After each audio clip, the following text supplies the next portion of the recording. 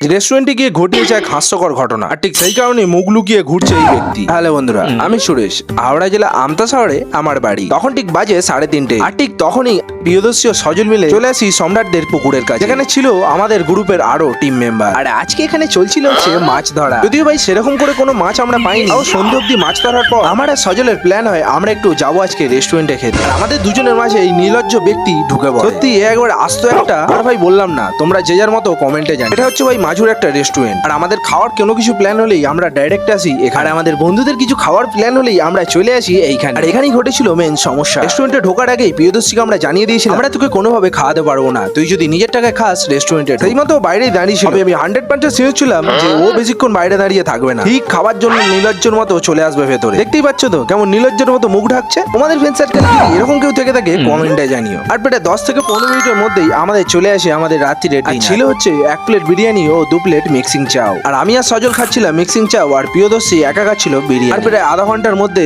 আমাদের সবকিছু খাওয়া কমপ্লিট। আর আমরা তিনজনে পুরো গল্প করতে করতে আজকে রওনা দিই আমাদের বাড়ির দিকে।